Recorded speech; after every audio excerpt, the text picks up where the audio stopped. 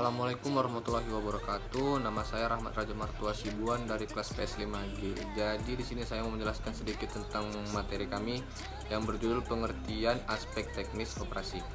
Analisis dari aspek operasi ini adalah untuk menilai kesiapan perusahaan dalam menjalankan usahanya dengan menilai ketetapan lokasi, luas produksi, dan layout serta kesiagaan mesin-mesin yang akan digunakan.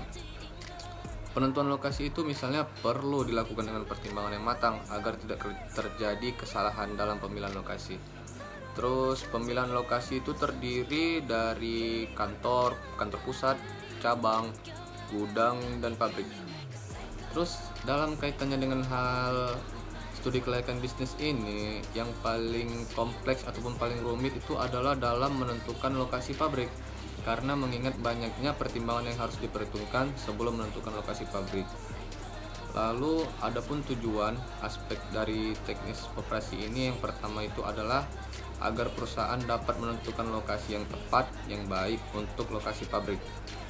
Terus yang kedua itu agar perusahaan dapat menentukan layout yang sesuai dengan proses yang dipilih sehingga dapat memberikan efisiensi yang baik agar terjadinya. Yang ketiga itu agar perusahaan bisa menentukan teknologi yang paling tepat dalam menjalankan produksinya. Terus yang keempat itu ada agar perusahaan bisa menentukan metode persediaan yang paling baik untuk pabriknya ataupun untuk kegiatannya yang akan dilakukan nanti. Mungkin ini saja yang bisa saya sampaikan. Assalamualaikum warahmatullahi wabarakatuh. Baiklah, saya akan menjelaskan tentang penentuan lokasi proyek. Variabel utama dalam pemilihan lokasi proyek yaitu yang pertama, ketersediaan bahan baku, yang kedua, letak pasar yang dituju, yang ketiga, tenaga listrik dan air, yang keempat, suplai tenaga kerja, dan yang kelima, fasilitas transportasi. Selanjutnya, metode penilaian lokasi. Ada 3 metode yang dapat digunakan dalam menilai suatu lokasi. Yang pertama ada metode penilaian hasil value, di dalamnya ada pasar, tenaga kerja, bahan baku, transportasi, dan pertimbangan yang lainnya. Yang kedua ada metode perbandingan biaya, di dalamnya ada biaya bahan baku, biaya bahan bakar dan listrik, biaya operasi, dan biaya umum. Yang ketiga metode analisis ekonomi. Di dalamnya ada biaya sewa, biaya tenaga kerja, biaya pengangkutan, dan pajak. Assalamualaikum. Di sini saya akan menjelaskan tentang metode penilaian lokasi dan tata letak. Untuk menilai lokasi yang sesuai dengan keinginan perusahaan dapat digunakan sebagai metode sesuai dengan kebutuhan perusahaan. Ada 3 metode, yaitu yang pertama, metode penilaian hasil value, 2, metode perbandingan biaya, ketiga, metode analisis ekonomi.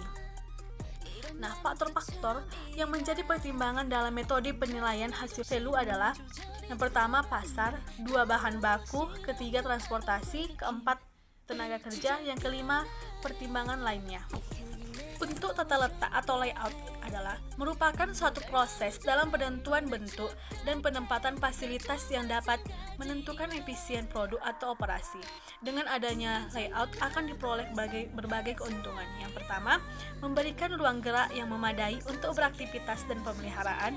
Yang kedua, pemakaian ruangan yang efisien. Yang ketiga, mengurangi biaya produksi maupun investasi.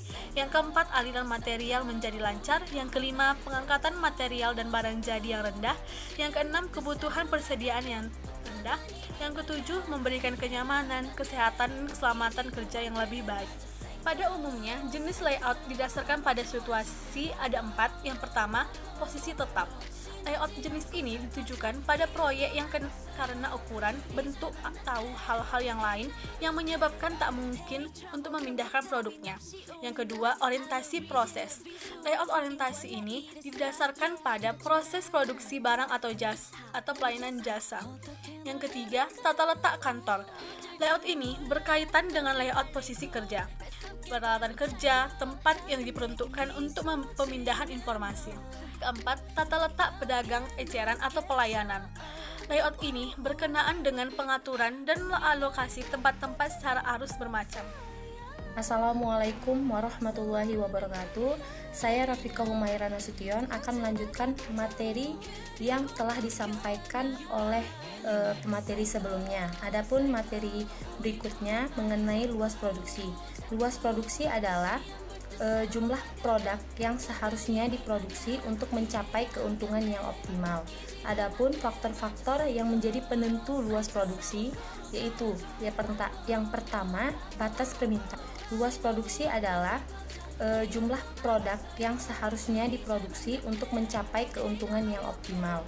Adapun faktor-faktor yang menjadi penentu luas produksi yaitu yang pertama, batas permintaan, yang kedua, kapasitas mesin, yang ketiga, jumlah dan kemampuan tenaga kerja, yang keempat, kemampuan finansial dan manajemen, yang kelima, teknologi.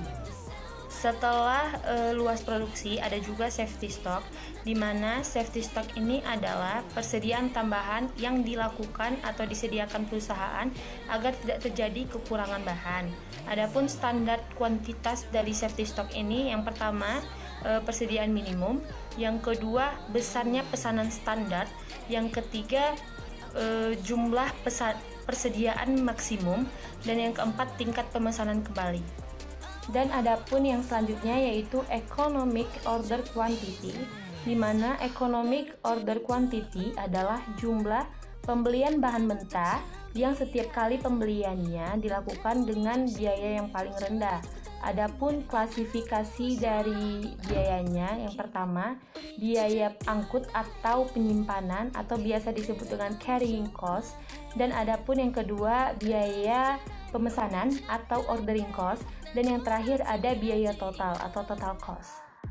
Dan adapun materi yang terakhir yaitu reorder point, di mana reorder point ini adalah batas waktu pemesanan kembali yang dilakukan perusahaan dengan melihat persediaan minimal yang ada di perusahaan.